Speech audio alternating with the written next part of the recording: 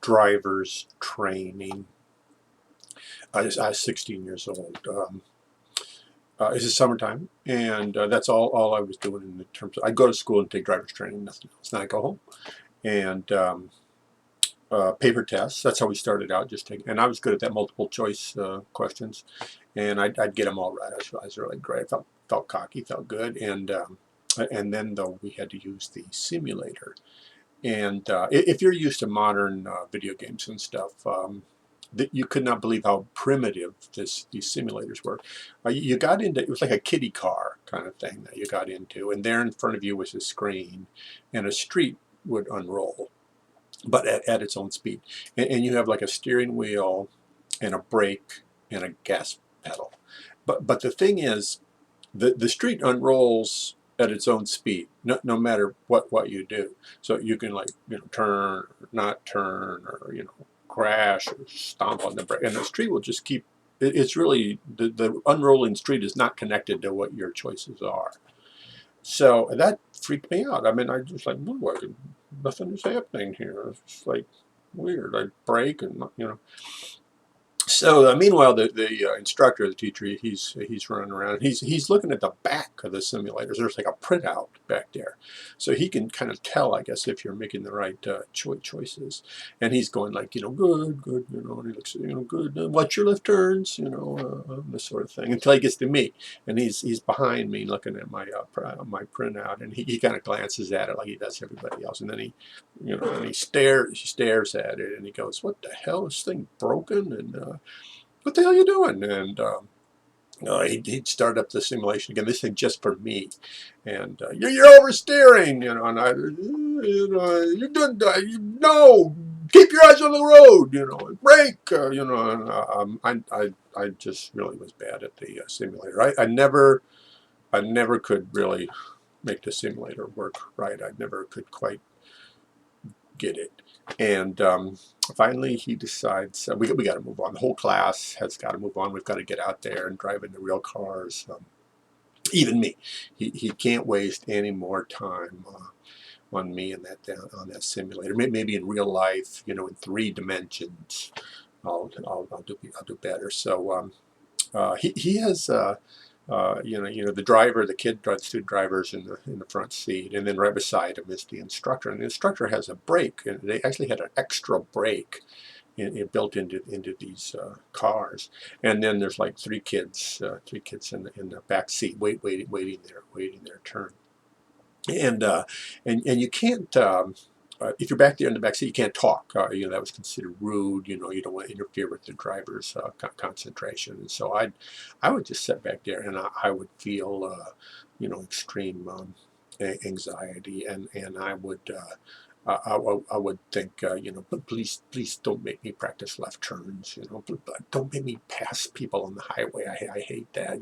Couldn't we just like maybe drive around in a parking ramp? I like that. That's like a good one. And please don't slam on the brake when I'm driving. Please don't slam on the brake. Because he never slammed on the brakes for anyone else. He just never, ever did it. But if I was driving, he always slammed on the brake. I mean, my friends were like, what I found out later, that they were taking bets on how many minutes of me driving would go on before he would slam on the brake. Because he always slammed on the brake. And so, when I was driving, I'd, turn left, turn right, watch out for the stop sign, and I'd do all that. And I'm always like, oh, please. I'd be kind of like glancing down at his foot, was he twitching, was he going to slam on that damn brake? And sooner or later, he would like stand on that brake, and we would come to a stop, and then all of my friends would, everybody would scream, it was just, it was horrible. And one by one, as the days went by, everybody passed. Everybody in the car passed. The really good driver, he passed right away, and then the next driver. There's one girl took a while to pass, and then finally there was no one left except for me. I'm alone in the car with this instructor, and he hates me by then. Apparently, he had a perfect record. Every single student that he taught to drive learned how to drive, and then went to the courthouse and drove with a cop and passed with a cop, and now there was me, and he thought, his perfect record was in jeopardy. I mean, was I ever going to learn how to drive? And so we spent, I don't know, 2 or 3 days, just me and him, and he would make me do like everything, and he would still slam on the brakes, and turn left, turn left again, and we're going to go on the highway today. Oh, jeez, I hated that, and then I eventually I got where I could pretty well do everything except for parallel park. I just, it was impossible. I could not. I mean, parallel parking, I could not do that. But everything else I could sort of do. I could, at least sometimes I could do it. And what he told me, look, kid, I'm done with you. I think you've got like maybe a 1 in 4 chance of actually passing with the cops, and good luck. And I realized I had like shaken his confidence in himself as a teacher. So I drove with a cop. The next day I go and I drive with a cop, and things did not go well. My dad drove with me down to the courthouse, but he got bored, waiting around for the cop finally to get it. So he takes off to do an errand. So the cop, he's got his clipboard, and he finally gets to me, and he's looking at the clipboard. He's not really looking at me, and he says, first thing he says, so where's your driver? Where's your licensed driver, kid?